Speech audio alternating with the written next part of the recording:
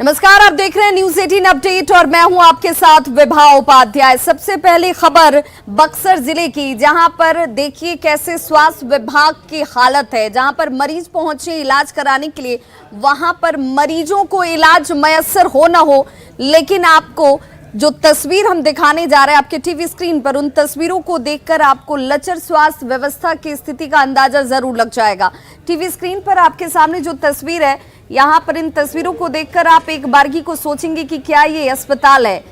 ग्रामीण इसे लेकर नाराजगी जाहिर कर रहे हैं। अतिरिक्त प्राथमिक स्वास्थ्य केंद्र सिमरी प्रखंड का ये, जिसकी हालत बदहाल है। स्वास्थ्य विभाग ने जब इसे हेल्थ एंड वेलनेस सेंटर का नाम दिया तो लोगों को ये उम्मीद जगी थी कि यहाँ अब बेहतर स्वास्थ्य सुविधा इन्हें मिल पाएगी, लेकिन आलम यह है कि डॉक्टर यहाँ पहुंचते नहीं है, नर्स यहाँ आती नहीं है, लेकिन चेयर और कुर्सी पर अगर आपको किसी को देखना हो तो बिल्ली का कब्जा जरूर है।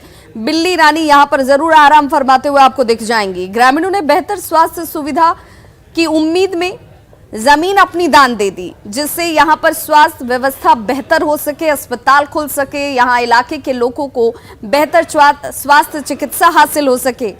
सरकार ने भवन भी बना दिया, लेकिन अब ये भवन खंडहर में तब्दील हो चुकी है और डॉक्टर और नर्स के अभाव में मरीजों की हालत क्या है, इन तस्वीरों को देखकर अंदाजा लगाना आसान है। राज्य सरकार लाख दावा कर ले कि स्वास्थ्य विभाग में सुधार किया जा रहा है, लेकिन जमीनी हकीकत क्या है आप देख सकते हैं। न्यूज़ 18 की टीम बक्सर के सिंघनपुरा अतिरिक्त प्राथमिक स्वास्थ्य केंद्र पर मौजूद है और आप देख सकते हैं कि अतिरिक्त प्राथमिक स्वास्थ्य केंद्र जो है उसका ये दरवाज़ा है, जिस पर जंगल झाड़ इस कदर चढ़े हुए हैं कि आप अंदाज़ा लगा सकते हैं कि अस्पताल क्या खुलता है और यहाँ कितना मरीजों का इलाज होता है। सर, हम लोग का ज़मीन का तो कीमत कोई सोच ही नहीं सकता है। इसका कीमत 20 लाख से अधिक है, मगर हम लोग दान किए कि हमारे गांव को सुविधा मिलेगा, लेकिन ये सुविधा देख लिया जाए सर। अब इससे अधिक क्या हम कहें, रुलाई छूट रहा है दान करने पर भी। इधर देखिए टंकी का हम लोग दान किए हैं, वो भी देख लीजिए उसी तरह ताला लॉक है। उधर पंचायत भवन का दान किए हैं, वो भी देख लीजिए धंस गया है। अस्पताल में डॉक्टर कभी कदाल आते हैं, लेकिन कोई इलाज नहीं, कोई सुविधा नहीं है, कोई दवा नहीं है, कुछ नहीं है सर। गांव के लोग का समस्या होता है कि डुमराव बक्सर लोग जाते हैं और बहुत समस्या बढ़ जाती है। गाड़ी छकड़ा के भी उसी तरह दिक्कत है, बहुत दिक्कत है। हाँ, यहाँ पर हम लोग कोई सुविधा नहीं है। यहाँ पर कोई सुविधा नहीं है, इलाज के लिए कोई ना मुकम्मल व्यवस्था नहीं, कुछ नहीं है। आलम यह है बदहाली का कि ये स्वास्थ्य केंद्र बना तो जरूर, लेकिन आज तक ये जो व्यवस्था को लेकर के बनाया गया है कि इस गांव वाले को सुविधा मिलेगी स्वास्थ्य के क्षेत्र में, वो अधूरा रह गया। पुष्पराज, न्यूज़ 18, सिंघनपुरा गांव, बक्सर। और देखिए इन तस्वीरों को देखकर आपको अंदाजा हो गया होगा कि हालात कैसे हैं। जिस स्वास्थ्य व्यवस्था की बात की जाती है वो किस कदर लचर है। हालांकि जो सिविल सर्जन है अनिल भट्ट, उनका ये दावा है कि बहुत जल्द ये तस्वीर बदल जाएगी। लोगों को स्वास्थ्य चिकित्सा को लेकर जो सहूलियतें मिलनी चाहिए वो मिलने लगेंगी। प्रभारी चिकित्सा प्राथमिक स्वास्थ्य सिमरी से बात करके उसको करने की व्यवस्था कर रहे हैं। जैसे डॉक्टर का बहाली हुआ है, संभवतः किसी डॉक्टर का सिंघनपुरा एडिशनल PSC में पोस्टिंग हुआ है, संभवतः इस महीने का अंत तक लगता है कि पूरे सब लोग ज्वाइन कर लेंगे तो वहाँ काम करना शुरू कर देंगे, जैसा आशा है। किशनगंज के ठाकुरगंज में लंबे वक्त से लोग पुल का डिमांड कर रहे हैं। पुल को लेकर के उनकी मांग लंबे अरसे से चली आ रही है, लेकिन इसके बावजूद आज तक ये मांग पूरी नहीं हुई। सड़क मार्ग से मुख्यालय तक अगर पहुंचना हो तो लोगों को 85 किलोमीटर की दूरी तय करनी पड़ती है। अगर वहीं लोग नदी नालों को क्रॉस करके पहुंचे तो वहां पर 22 किलोमीटर महज ये दूरी रह जाती है। लोगों का ये कहना है कि लंबे वक्त से इसकी मांग करने के बावजूद कोई सुनने वाला नहीं। इनकी समस्या जस की तस बनी हुई है। मजबूरी में लोगों को नाव का सहारा लेना पड़ता है। ठाकुरगंज प्रखंड में करीब 12 पंचायत है और आबादी इस इलाके की तकरीबन 1.5 लाख के आसपास है। इसके बावजूद देखिए इन लोगों के तरफ से लगातार ये मांग की जाती रही कि यहाँ पर पुल का निर्माण कराया जाए, लेकिन पुल का निर्माण तो हुआ नहीं। लोगों की स्थिति ज्यादा और दयनीय होती जरूर चली गई। तस्वीरें आपके सामने, जिस नाव की सवारी से लोग एक बारगी को डरेंगे, क्योंकि जरूरत से ज्यादा लोग सवार आपको नाव में नजर आ रहे होंगे, जो खतरनाक भी है, लेकिन इनके पास कोई दूसरा विकल्प नहीं, क्योंकि 22 किलोमीटर की दूरी को 85 किलोमीटर अगर सड़क मार्ग से तय करना पड़े तो हर रोज ये आवाजाही लोगों के लिए मुश्किल हो जाती है। इसलिए लोग रोजाना नाव के जरिए ही इन इलाकों में आवाजाही करने को विवश हैं। लोगों की मजबूरी का फायदा जो नाविक हैं, जो इन इलाकों में नाव का परिचालन करते हैं, वो उठा रहे हैं। ओवरलोडेड नाव को पानी में ऐसे ही उतारा जाता है, जो खतरे को सीधे तौर पर दावत देती हुई नजर आती है। और कभी कोई बड़ा हादसा हो जाए तो आश्चर्य नहीं होगा। अभी हम मौजूद है ठाकुरगंज के भनकर द्वारी घाट पे, जहां पे देख सकते हैं नाव में लोग कितनी, एक ही छोटी सी नाव में कितनी गाड़ियां लोड है और लोग भरकर आ रहे हैं। तो लोग को निश्चित तौर पर कुछ समस्या है, लोग नाव की कमी होगी या फिर कैसी क्या समस्या है, यहाँ पे हम बात करते हैं। कुछ लोग जो आ रहे हैं उनसे बात करते हैं। एक मिनट, ये आप बताइए कि क्या समस्या है, इस तरह से इतना आदमी आ रहे हैं, जान जोखिम में डालते हैं। जी सर, इसमें काफ़ी परेशानी है। इसमें परेशानी काफ़ी है। इसमें कोई अगर बीमार है उसको भी ले जाना काफ़ी बहुत दिक्कत है इसमें। एक साथ इतना लोग जा रहे हैं तो नहीं डर नहीं लगता है कि कोई घटना हो? सर आदत पड़ गया, क्या कर सकते हैं। मैंने क्या सरकार के द्वारा दूसरा और कोई एक ही नाव है और नाव नहीं है? नाव तो है 2-3 सर, इतना जिस तरह से सही रूट पड़ता है उसी से जाते हैं, फिर भी जाते हैं इसी तरह से। तो यहाँ क्या मांग करते हैं, सरकार से क्या चाहते हैं? यहाँ पे हम पुल चाहते हैं सर। पुल की मांग करते हैं, पुल होना चाहिए। जी सर। इधर का कम्युनिकेशन ठीक नहीं है, सबसे पहली बात है, और पुल का अभाव है। इधर से जाइएगा तो ठाउन होते हुए, यानी तो फिर इधर पौवा खली होते हुए बीच में तय करना पड़ता है। 85 किलोमीटर कम से कम इधर ठाउन होते हुए जाइएगा या पौवा खली होते हुए जाइएगा, तो इसके बीच में कोई मतलब नदी टपने का कोई रास्ता है नहीं। क्या यहाँ पर क्या दिक्कत होती है और क्या होने से सुविधा होता है? यहाँ पे जो हम जाते हैं नदी के इस पार होने नहीं पाते हैं, कोई मरीज को ले जाने नहीं पाते हैं, कोई बीमार होता है ज़्यादा जरूरी नहीं पाते हैं, उधर ही मर जाता है। तो सरकार से हम ये चाहते हैं, हमको पुल चाहिए। इधर से हमको 22 किलोमीटर पड़ती है किशनगंज जाने के लिए, और उधर से हमको 85 किलोमीटर जाना पड़ता है। तो इतना पैसे तो हमारे पास है ही नहीं, तो हम कहाँ से जाएं? तो हमको बीमार को उसी तरह बढ़ाना पड़ता है, मर जाना पड़ता है। तो या तो नाव की संख्या बढ़ाई जाए या फिर पुल दिया जाए। नहीं, पुल चाहिए हमको, नाव नहीं चाहिए। कोई मर जाता है पुल डूब के, वो सरकार जिम्मेवारी लेगा। बहुत परेशानी होता है, डॉक्टर के यहाँ जाते हैं तो घूमने के लिए, कभी बहुत परेशानी है, बच्चा उच्चा रहता है तो कैसे क्या ज्यादा लोड कर लेते हैं? हाँ, ज़्यादा लोड करते हैं ना, परेशानी होता है ना, डर होता है। पुल चाहिए, पुल बनाने से सुविधा होगा ना। पुल नहीं है तो नाव में चढ़ते हैं तो कितना परेशानी होता है बच्ची को लेके। ये थे ग्रामीण जिनका कहना है कि नाव तो दिया गया है, 2-3 नाव है, लेकिन उससे ज़्यादा ज़रूरत रहती है लोगों को, ज़्यादा आवाजाही होता है जिससे ओवरलोड करना पड़ता है। और इन लोग की मांग है कि यहाँ पे पुल का निर्माण किया जाए। और चूंकि कोई भी वक्त बेवक्त में नाविक भी मिलना हर समय संभव नहीं होता है, ऐसे में लोगों की कष्ट को परेशानी को देखते हुए इनका दूर दिया किया जाए और यहाँ पे एक पुल की जो मांग है इनकी पूरा करने की कोशिश की जाए। आशीष सिन्हा, न्यूज़ 18 किशनगंज। तो कहीं लंबे वक्त से पुल के मांग की जा रही है कि पुल होता तो शायद लोगों को आसानी होती, सहूलियतें होती, लेकिन कहीं आपको सीतामढ़ी के बिलसंड प्रखंड के चंदौती घाट की तस्वीर दिखाने जा रहे हैं, जिस घाट पर 7 साल पहले पुल का निर्माण कार्य शुरू जरूर किया गया, लेकिन वो आज तक पूरा नहीं हो पाया। और अब लोगों की समस्या ये है कि जब पुल का निर्माण पूरा नहीं हुआ, वहां पर आवाजाही के लिए एक बार फिर से व्यवस्था नाव की सवारी की ही, और ये नाव की सवारी कितनी खतरनाक है, इन तस्वीरों को देखकर आप अंदाजा लगाइए। इस तरीके से आवाजाही कर रहे हैं लोग। जिस नाव पर क्षमता 20 लोगों की होगी, वहां यहाँ पर 50 लोगों की सवारी एक नाव पर नजर आती है। हादसा और हादसे को दावत देती हुई ये तस्वीरें हैं। प्रशासन की निगाह इन पर पड़ती होगी, लेकिन जान की कोई कीमत शायद नहीं है और इसी वजह से इसे अनदेखा किया जाता हुआ। इस वक्त आपके सामने वो तस्वीर भी, जिस पुल को आप देख रहे हैं, ये अभी आधा अधूरा है। 7 साल पहले इसका करोड़ों के लागत से निर्माण कार्य शुरू जरूर किया गया, लेकिन ये आज तक पूरा नहीं हो पाया। मैं इस वक्त खड़ा हूं सीतामढ़ी के बेलसंड प्रखंड के चंदौली गांव में, और चंदौली गांव के बीचों बीच बागमती नदी बहती है। और आपको एक तस्वीर हम दिखलाने की कोशिश करते हैं कि पुल निर्माण निगम किस तरीके से लापरवाह है।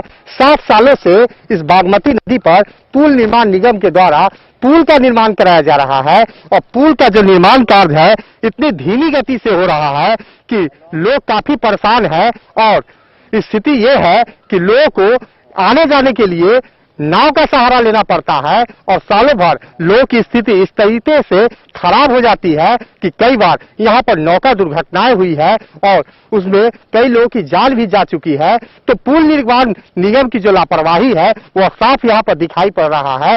करोड़ों रुपए की लागत से यहाँ पर पुल का निर्माण कराया जा रहा है और स्थिति ये है कि पुल निर्माण कार्य की रफ्तार इतनी धीमी गति से है कि लोगों को परेशानी हो रही है, क्योंकि बागमती नदी के उस तरफ बेलसन प्रखंड का तकरीबन आधा दर्जन ऐसे गांव हैं जहां के लोगों को बेलसन प्रखंड मुख्यालय आना पड़ता है। और आप तस्वीर देख सकते हैं, आज की तारीख में भी पुल पूरी तरीके से आधा अधूरा पड़ा हुआ है और लोग परेशान हैं। हमारे साथ कुछ लोग हैं जिनसे जानने की कोशिश करते हैं कि आखिर कितनी परेशानी होती है लोगों को, क्या परेशानी होती है।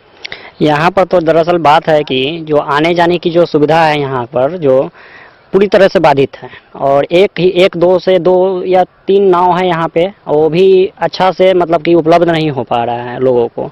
और आने के क्रम में कितना बार तो नौका दुर्घटना हो ही गया है और आगे भी ऐसा अगर रहा तो बहुत ही।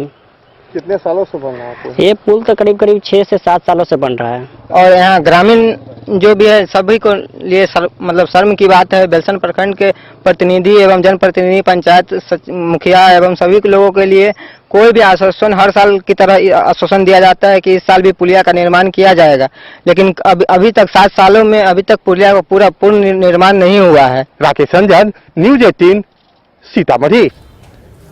और अब वो खबर जो किसानों को थोड़ी राहत देगी। जी हां, बिहार सरकार केला किसानों के दर्द को महसूस करते हुए अब उनके लिए क्षतिपूर्ति के तौर पर 100 करोड़ रुपए का आवंटन कर चुकी है। ये 100 करोड़ रुपए जो हैं केला किसानों के बीच में वितरित किए जाने हैं। हालांकि किसानों का ये कहना है कि उनका नुकसान इससे कहीं ज्यादा बड़ा है और ऐसे में ये राशि जो है वो बेहद कम है। इस राशि को बढ़ाए जाने की जरूरत है। हालांकि आपको बताते चलें कि यास और प्री मॉनसून बारिश की वजह से केला किसानों को जो नुकसान हुआ है वो नुकसान की वजह से किसान बेहद परेशान थे। अब बिहार सरकार की तरफ से 100 करोड़ रुपए क्षतिपूर्ति के तौर पर किसानों के बीच बांटे जा रहे हैं। वैशाली जिले के ज्यादातर किसान केले की खेती से ही अपना गुजारा करते हैं। केले की अच्छी पैदावार होती है तो ये किसान जो हैं वो खुशहाल हो पाते हैं। लेकिन अभी इस वक्त स्थिति ये है कि ये किसान जो हैं वो प्री मॉनसून की वजह से या तूफान की वजह से अपना बड़ा नुकसान इस वक्त झेल चुके हैं। केले की अच्छी पैदावार अब बेहतर तरीके से इनके सामने नहीं है और इसलिए परेशानी है।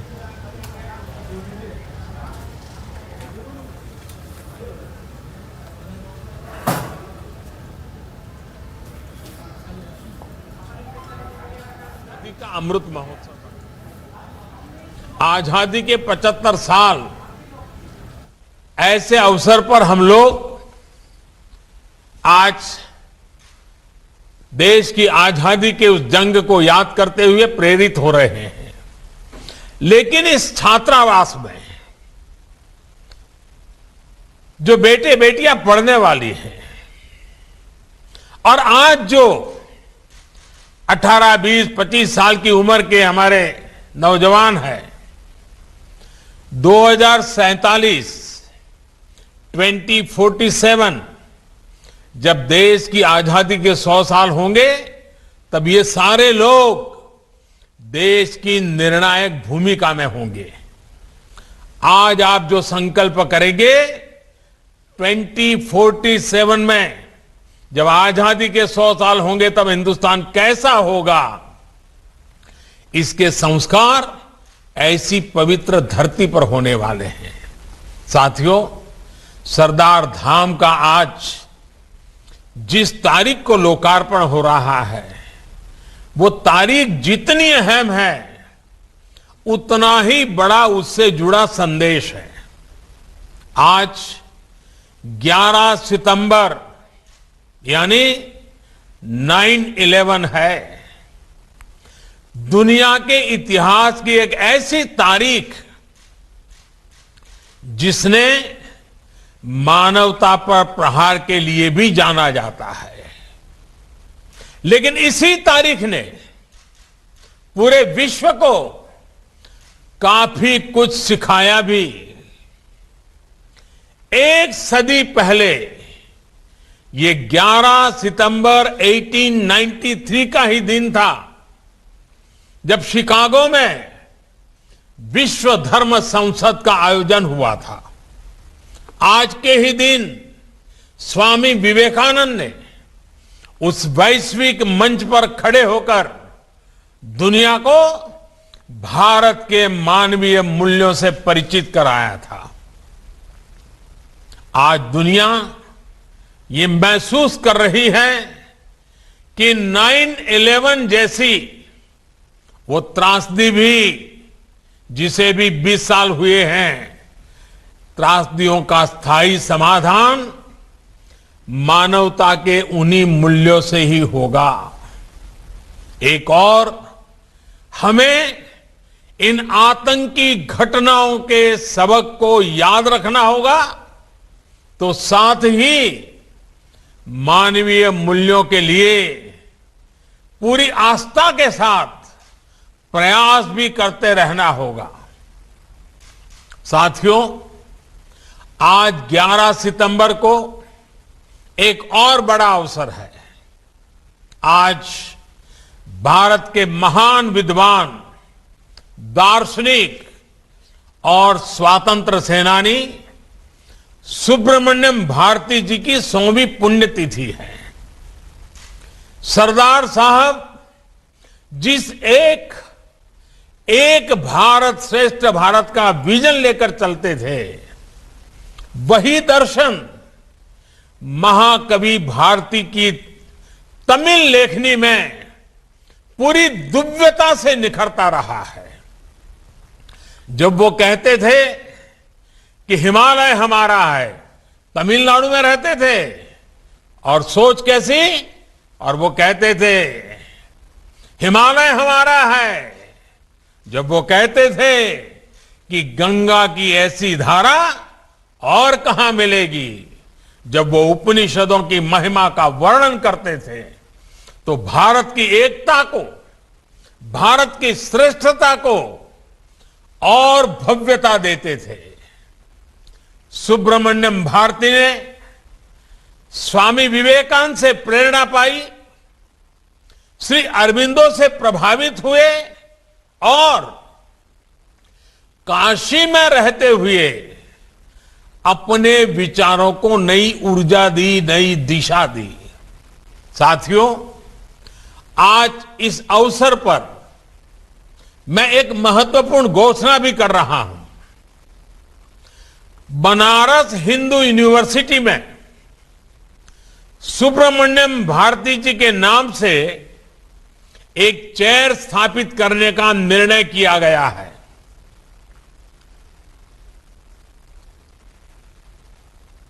तमिल स्टडीज, तमिल भाषा समृद्ध भाषा है, विश्व की सबसे पुरातन भाषा है, और हम सभी हिंदुस्तानियों के लिए गर्व की बात है।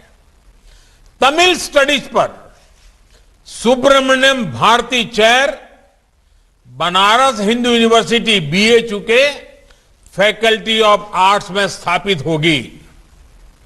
ये विद्यार्थियों को, रिसर्च फेलोज को उस भव्य भारत के निर्माण में जुटे रहने की निरंतर प्रेरणा देगी, जिसका सपना भारती जी ने देखा था।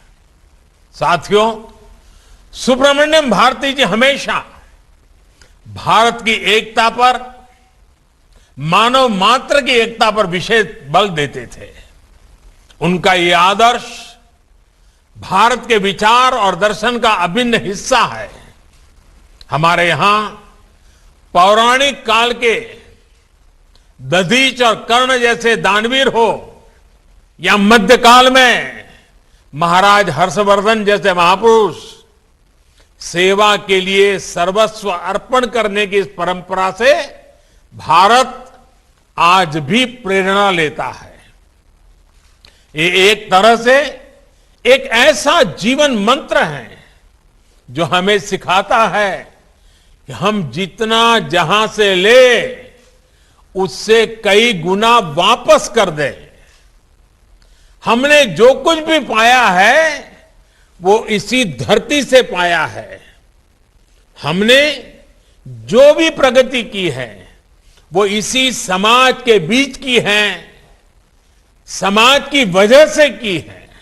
इसलिए जो हमें मिला है वो केवल हमारा नहीं है, वो हमारे समाज का भी है, हमारे देश का भी है।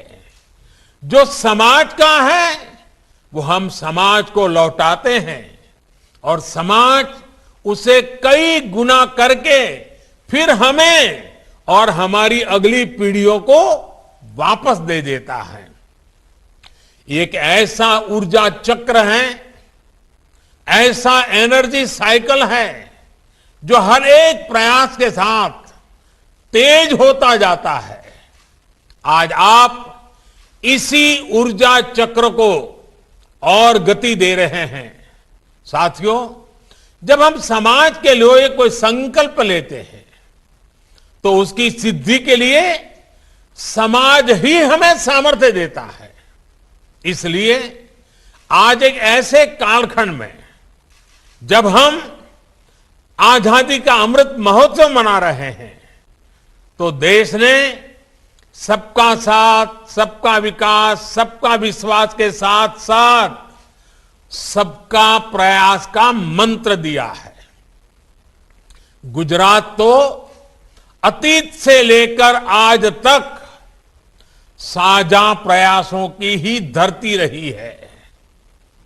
आजादी की लड़ाई में गांधी जी ने यहीं से दांडी यात्रा की शुरुआत की थी, तो आज भी आजादी के लिए देश के एकजुट प्रयासों का वो प्रतीक है, प्रेरणा है।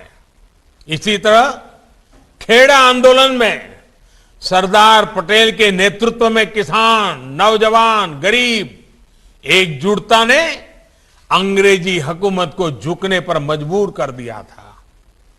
वो प्रेरणा, वो ऊर्जा आज भी गुजरात की धरती पर सरदार साहब की गगनचुंबी प्रतिमा स्टैच्यू ऑफ यूनिटी के रूप में हमारे सामने खड़ी है। कौन भूल सकता है कि जब स्टैच्यू ऑफ यूनिटी का विचार गुजरात ने सामने रखा था तो किस तरह पूरा देश इस प्रयास का हिस्सा बन गया था। तब देश के कोने कोने से किसानों ने लोहा भेजा था। ये प्रतिमा आज पूरे देश की एकजुटता की, एकजुट प्रयासों की एक प्रेरणा स्थली है, प्रतीक है।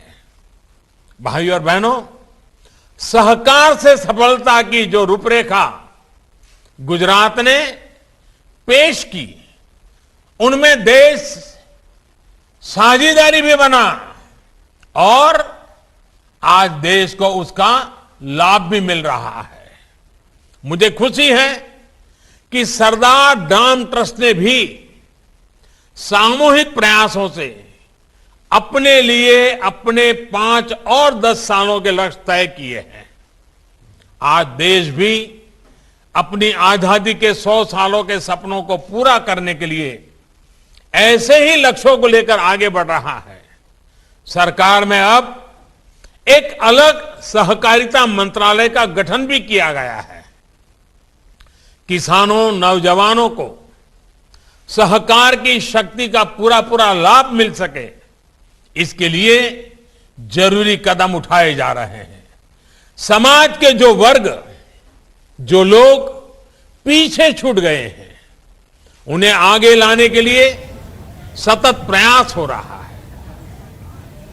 तो प्रधानमंत्री नरेंद्र मोदी को आप सुन रहे थे, जो इस वक्त वीडियो कॉन्फ्रेंसिंग के जरिए सरदार धाम भवन का उन्होंने उद्घाटन किया। छात्रावास का उद्घाटन करते हुए, कन्या छात्रावास का उद्घाटन करते हुए नजर आए। उन्होंने कहा कि आज का दिन बेहद खास और महत्वपूर्ण है।